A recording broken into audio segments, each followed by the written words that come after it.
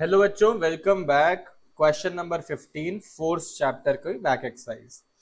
Question में कह रहे हैं अब ऑब्जेक्ट ऑफ मास 100 केजी, एक ऑब्जेक्ट है उसका मास है 100 KG is accelerated uniformly from a velocity of 5 metre पर सेकेंड टू 8 मीटर पर सेकेंड। बहुत ही इजी क्वेश्चन है। एक बार तो मैं कहता हूं वीडियो पॉज करके ना आप ट्राई करो। चलो, इनिशियल वेलोसिटी है 5 मीटर पर सेकेंड।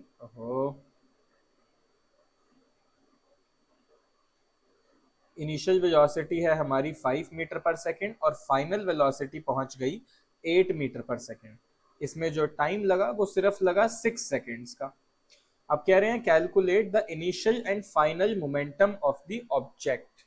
तो देखो, मोमेंटम हमें निकालना है। मोमेंटम आई होप आपको याद हो, फॉर्मूला होता है मास इनटू वेलोसिटी।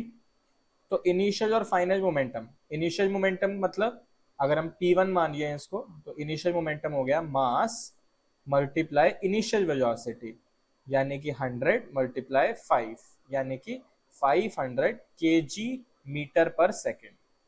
और final momentum P2 mass into final velocity, तो ये हो गया 100 केजी इंटू 8 मीटर पर सेकेंड, यानी कि 800 केजी मीटर पर सेकेंड।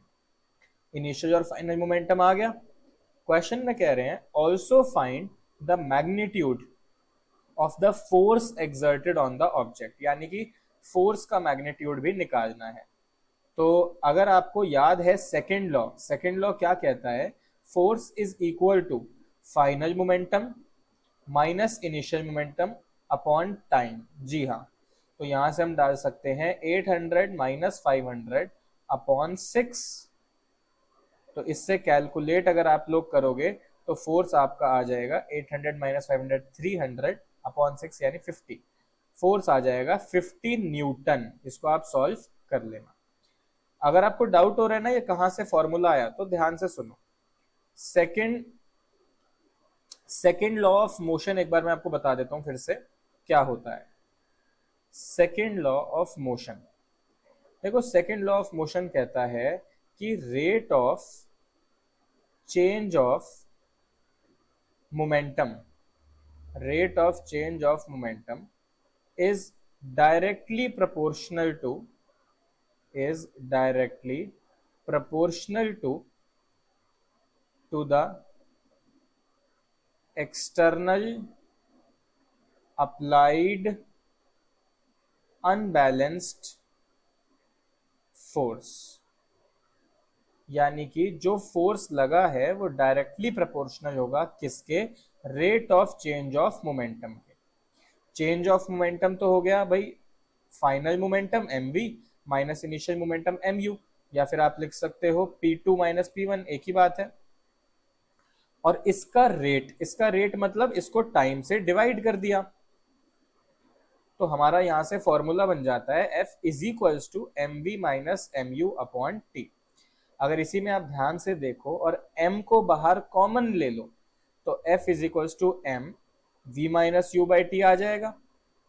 और v minus u by t क्या होता है, एक्सेलरेशन, यानी कि F is equals to m में। जी हाँ, तो ये हमारा फॉर्मूला एक तरीके से डिराइव हो गया। सेकेंड लॉ ऑफ मोशन हमें यही बताता है कि F is equals to m। समझ में आई बात? चलो अब करते हैं बैक एक्सरसाइज का लास्ट क्वेश्चन, क्वेश्चन नंबर 17। हमने क्वेश्चन 16 जो है वो अभी स्किप कर दिया है, उसकी मैं एक अलग वीडियो डाल दूंगा, ठीक है, थोड़ा सा लेंदी क्वेश्चन है वो। क्वेश्चन 17 है how much momentum will a dumbbell of mass 10 KG. अच्छा, डंबल होते हैं ना जिम में हमारे, तो ये हमारा डंबल है, इसका मास है 10 केजी का। कह रहे हैं it falls from a height of 80 centimetre. भाई 80 सेंटीमीटर की हाइट से ये नीचे गिरता है जमीन पे। बताओ 10 केजी का डंबल गिर गया, तो बताना है कि कितना मोमेंटम ये जमीन को ट्रांसफर करेगा। मोमेंटम क्या होता है, मास मल्टीप्लाई वेलोसिटी। मास तो इसका पता है 10 केजी है। अब गिरते वक्त जब वो डंबल यहां पहुंचा है तो इसका वेलोसिटी कितनी है, ये अगर हम निकाल लें तो हम बता सकते हैं कि कितना मोमेंटम जमीन को ट्रांसफर हुआ। हमें देखो क्या क्या पता है। इनिशियल वेलोसिटी डंबल की 0 रही होगी, जस्ट ड्रॉप ही तो हुआ है, किसी ने नीचे फेंका थोड़ी है। डिस्टेंस जो इसने ट्रैवल किया वो 80 सेंटीमीटर या फिर 0.8 मीटर है। इसकी जो एक्सेलरेशन रही नीचे जाते वक्त वो कितनी रही, क्वेश्चन में लिखा है 10 मीटर पर सेकेंड स्क्वायर की रही। और फाइनल वेलोसिटी हमें निकालनी है। तो ये चारों वेरिएबल कौन सी इक्वेशन ऑफ मोशन में आते हैं, सोचो जरा, 3 सेकंड दिए। थर्ड इक्वेशन ऑफ मोशन, शाबाश। तो थर्ड इक्वेशन ऑफ मोशन यानी v square minus u square is equal to 2as। तो v हो गया v, u हो गया 0, 2 हो गया हमारा 2, a हो गया 10 और s हो गया कितना 0.8। ये v स्क्वायर आएगा यहाँ। तो यहां से हम लिख सकते हैं v square is equal to कितना हो गया, देखो 0.8 इंटू 10, 8, 8 इंटू 2 16, v स्क्वायर आ गया 16। तो अब मुझे फटाफट से बता दो 8th में किस किस ने मैथ्स नहीं पढ़ी है। अगर v स्क्वायर 16 है तो v यहां से आ जाएगा 4 मीटर पर सेकेंड। तो इसका मतलब क्या हुआ कि जब डंबल नीचे गिर रहा तो इसकी स्पीड यहां कितनी थी, 4 मीटर पर सेकेंड।